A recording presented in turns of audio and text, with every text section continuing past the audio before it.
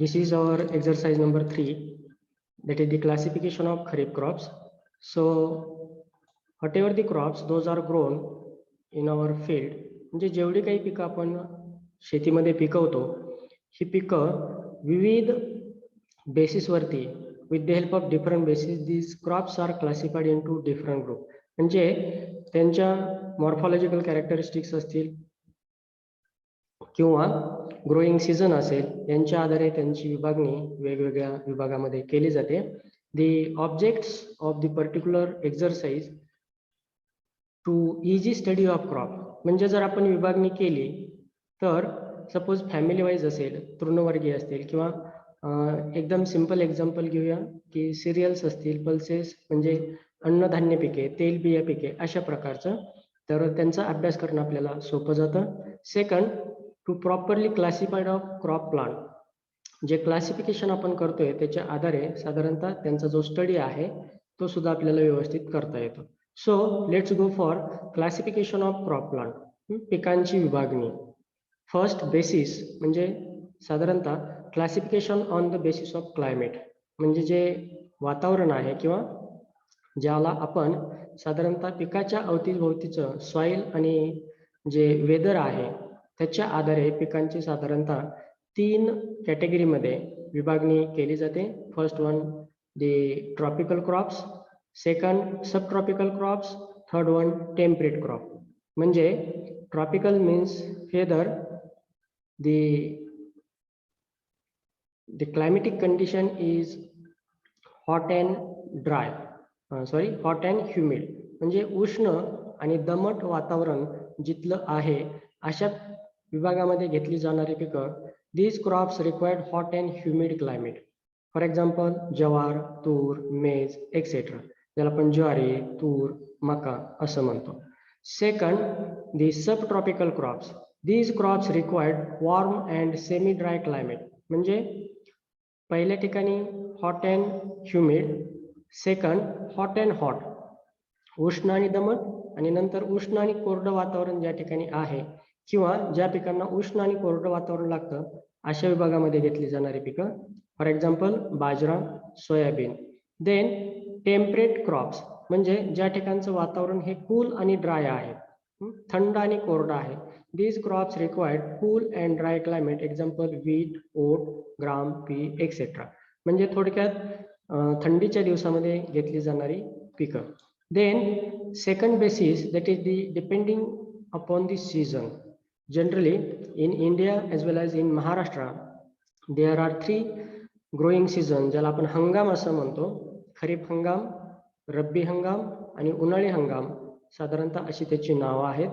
तर खरीप crops, these crops are grown in rainy season only from the June to October, म्हणजे पावसाच्या आधारे घेतली जाणारी पिकं. आपल्याला माहित आहे की onset of monsoon in India start from in the month of June, म्हणजे आपल्याकडे सरासरी पावसाला जून महिन्यामध्ये सुरुवात होते असं गृहीत धरलं जातं. आणि साधारणतः जून पासून 4 महिने, जून, जुलै, ऑगस्ट, सप्टेंबर ते ऑक्टोबर पर्यंत साधारणतः हे जे आहेत हे खरीप सीझनचे महिने गृहीत धरले जातात. आणि याच्यामध्ये जी पावसाच्या आधारे पिकं घेतली जातात त्यांना खरीप क्रॉप्स असं म्हटलं जातं. फॉर एक्झाम्पल ज्वार, देन दी तूर. Next one, rabi crops. These crops are grown in winter season from October to March. Example wheat, gram, linseed, म्हणजे हिवाळ्यामध्ये घेतली जाणारी पिकं. पावसाळ्यामध्ये खरीप क्रॉप, हिवाळ्यामध्ये रब्बी क्रॉप्स अँड उन्हाळ्यामध्ये summer crops. Crops grown in hot season from March to June known as a summer crop. For example summer groundnut, Vaishakhi moong, summer vegetables etcetera. म्हणजे उन्हाळ्यामध्ये साधारणतः जे पावसाळ्यामध्ये पावसाच्या पाण्याच्या आधारे, प्लस हिवाळ्यामध्ये पावसाचं रिसिड्युअल मॉइश्चर अधिक जे artificial whatever the borewell, well, म्हणजे आपण कृत्रिमरित्या पाणी देतो. आणि उन्हाळ्यामध्ये फक्त आणि फक्त कृत्रिम पाण्याच्या आधारे, म्हणजे ज्याला आपण इरिगेशन असं म्हणतो, त्याच्या आधारे घेतली जाणारी पिकं. Then classification on the basis of life of the crop, म्हणजे त्याचा मॅच्युरिटी पिरियड किती आहे. For example these are again divided into seasonal crop, म्हणजे एका सीझनमध्ये साधारणतः जे स्वतःचं लाईफ सायकल कंप्लीट करतं. For example kharif season, rabi season, summer season, means crop sown in particular season and their maturity is also means harvesting. त्या सीझनमध्ये पेरायचं आणि त्या सीझनमध्ये त्याची कापणी त्या ठिकाणी केली जाते, known as a seasonal crop. Rice, jowar, urad, wheat etcetera. Second, two seasonal crop. These crops complete their life cycle in two season, म्हणजे खरीप सीझनमध्ये आपण पेरलं तर त्याची कापणी रब्बीच्या एंडिंगला त्या ठिकाणी केली जाते, किंवा रब्बी सीझनमध्ये जर पेरलं तर समरच्या एंडिंगला, समरमध्ये पेरलं तर खरीपच्या एंडिंगला, म्हणून त्याला टू सीझनल क्रॉप्स असं म्हटलं जातं. Next, basis on the use, म्हणजे त्या पिकाचा आपल्याला काय उपयोग होतो त्याच्या आधारे साधारणतः त्यांची विभागणी खालील सब प्रकारामध्ये उपप्रकारामध्ये केली जाते. फॉर एक्झाम्पल सिरियल क्रॉप्स, ज्याला आपण अन्नधान्य पिकं म्हणतो, म्हणजे जे आपल्या रोजच्या आहारामध्ये चपाती, भाकरी वगैरे बनवण्यासाठी वापरले जातात. For example rice, wheat, jowar, maize. Then pulses crop, ज्याला आपण डाळवर्गीय असं पिकं म्हणतो. साधारणतः त्याच्यामध्ये पी असेल, ग्राम असेल, तूर असेल, रेड ग्राम असेल, भरपूर पिकांचा समावेश करता येईल. Next one, oil seed crop. In our daily diet for the kitchen purpose किंवा for the cooking purpose edible oil seeds are there, म्हणजे रोजच्या आहारामध्ये अन्न शिजवण्यासाठी किंवा अन्न तयार करत असताना त्याच्यामध्ये जे आपण तेल वापरतो ते साधारणतः ज्या पिकांपासून निर्मिती केली जाते त्याला तेलबिया असं म्हटलं जातं, आणि त्याच्यामध्ये नायजर, ज्याला मराठीमध्ये कारळ म्हटलं जातं, ग्राउंडनट, भुईमूग, सॅफ्लॉवर, करडई, देन मस्टर्ड, सनफ्लॉवर, सूर्यफूल इत्यादी पिकांचा साधारणतः यामध्ये समावेश होतो. देन फायबर क्रॉप्स, म्हणजे ज्या पिकांपासून धागे किंवा कपडे किंवा इतर तत्सम गोष्टी तयार करण्यात येतात त्याला फायबर क्रॉप्स असं म्हटलं जातं. फॉर एक्झाम्पल कॉटन असेल, ज्यूट, डेक्कन हेम्प असेल, सन हेम्प, ज्याला अंबाडी वगैरे आपण म्हणतो. देन नेक्स्ट वन, दी शुगर क्रॉप्स, ज्या पिकांपासून साधारणतः आपण साखर निर्मिती किंवा शुगर तयार केली जाते, त्याच्यामध्ये शुगर केन आहे आणि शुगर बीट आहे. देन फोरेज क्रॉप, जी पिकं जनावरांना चारा म्हणून वापरली जातात, म्हणजे वाळलेला चारा असेल किंवा ग्रीन फॉडर हिरवा चारा असेल, त्याच्यामध्ये पॅराग्रास आहे, गुनिया ग्रास आहे, गजराज, बरसीम ही विविध चारा पिके त्या ठिकाणी जनावरांसाठी, डोमेस्टिक ॲनिमल्स जे आहेत आपले पाळीव प्राणी त्यांच्यासाठी वापरले जातात. शीप अँड गोट असेल, काऊज असतील, बफेलोज असतील etcetera etcetera. Then green manuring crop, ज्याला आपण मराठीमध्ये हिरवळीचं खत असं म्हटलं जातं, त्याच्यामध्ये देंच्या, सनहेम्प एक्सेट्रा एक्सेट्रा, ज्याला मराठीमध्ये ताव, देंच्या वगैरे म्हटलं जातं. आणि साधारणतः हिरवळीचं खत म्हणजे काय, जी पिकं साधारणतः ॲट देअर 50% फ्लॉवरिंग, 50% फ्लोऱ्यामध्ये असताना आहे अशी जमिनीमध्ये गाडली जातात आणि त्याच्यापासून ऑर्गॅनिक मॅटर जमिनीला मिळतं, म्हणून त्याला हिरवळीची खतं, ज्याप्रमाणे आपण कंपोस्ट या फॉयम हे पिकांना वापरतो त्याच पद्धतीनं हिरवळीचं खत म्हणून ही पिकं त्या फील्डमध्ये पेरणी केली जाते आणि 50% फ्लोऱ्यामध्ये आल्यानंतर त्यांना आहे असं जमिनीमध्ये गाडलं जातं. देन व्हेजिटेबल क्रॉप्स, आपल्याला सगळ्यांना माहित आहे आपल्या डेली डाएटमध्ये आपण भाज्यांसाठी जे विविध क्रॉप वापरतो, त्याच्यामध्ये ब्रिंजाल, वांगी असतील, टोमॅटो, भेंडी, लेडीज फिंगर किंवा पालक etcetera etcetera. Then fruit crops, फळं पिके, त्याच्यामध्ये बनाना म्हणजे केळी आहे, पपया आहे, मँगो, बऱ्याचशा पिकांचा त्यामध्ये समावेश होतो.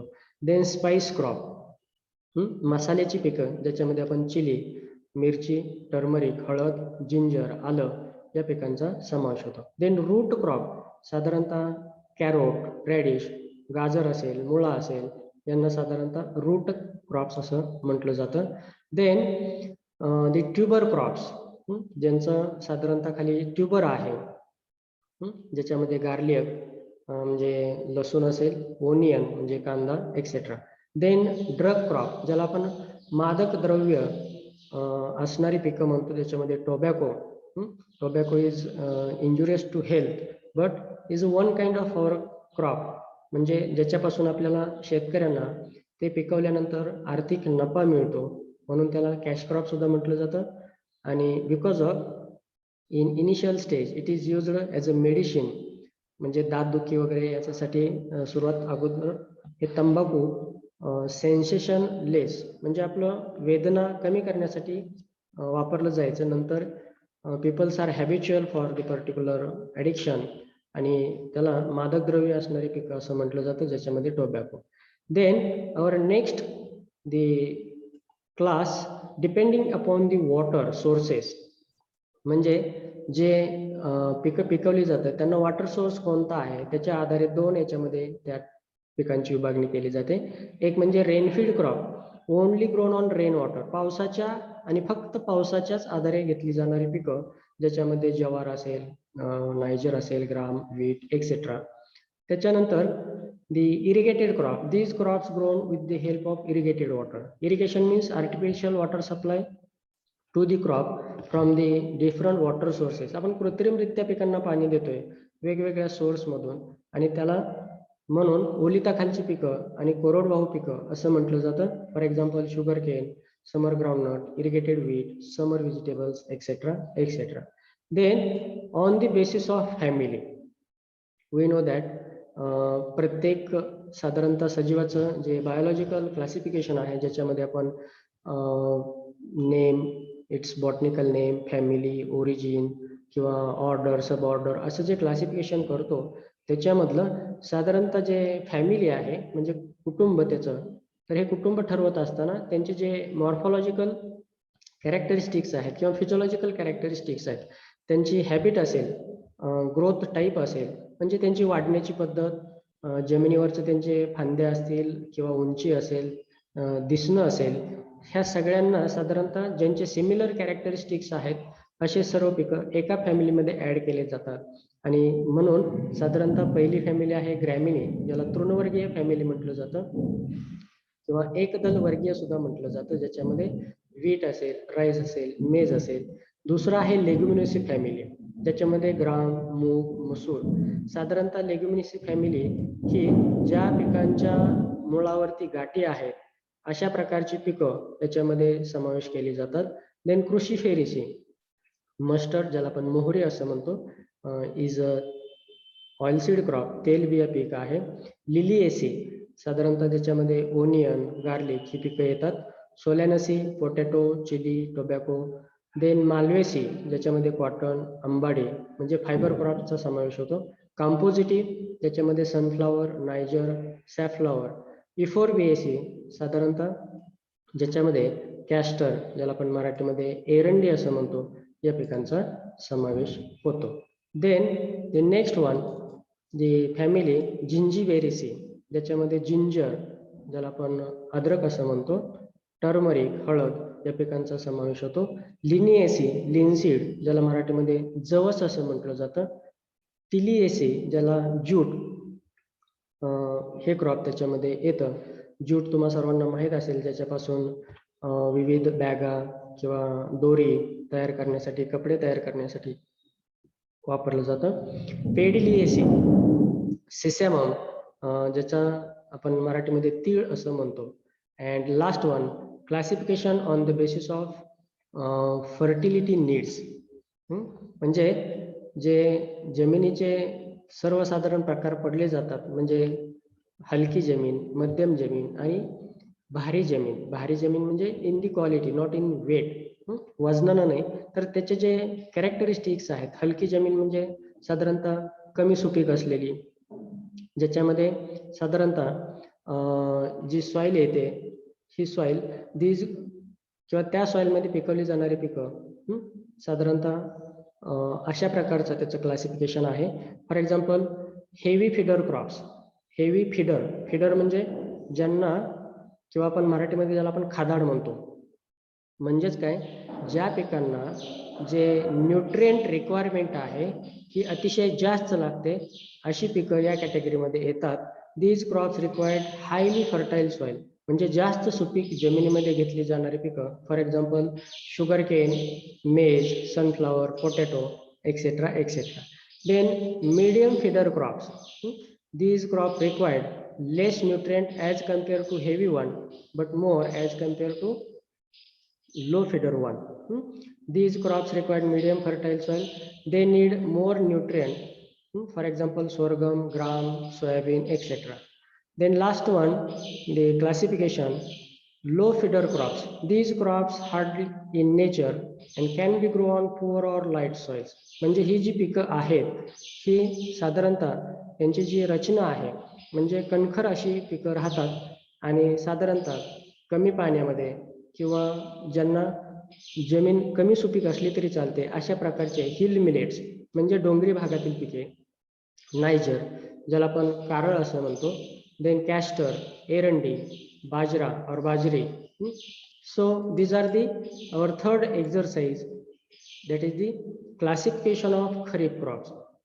The classification is essential for the better study of the different crops. म्हणजे आपण जर पिकांचं क्लासिफिकेशन जर समजू शकलो किंवा त्यांची विभागणी जर आपल्याला प्रॉपरली करता आली तर त्याचं मॅनेजमेंट, ते पीक पिकवत असताना त्यांचं मॅनेजमेंट करणं सुद्धा आपल्याला सोपं जातं आणि म्हणून पिकांची ओळख आणि त्यांची विभागणी ही अत्यंत महत्त्वाची ठरते आणि त्यासाठी साधारणतः वेगवेगळ्या बेसिसच्या आधारे एक साधारणतः त्यांना जे पर्टिक्युलर कॅरेक्टरिस्टिक्स आहेत मॉर्फॉलॉजिकल असतील, फिजिओलॉजिकल असतील, त्याच्या आधारे त्यांची साधारणतः किंवा विशिष्ट गुणधर्मांच्या आधारे त्यांची विभागणी केली जाते.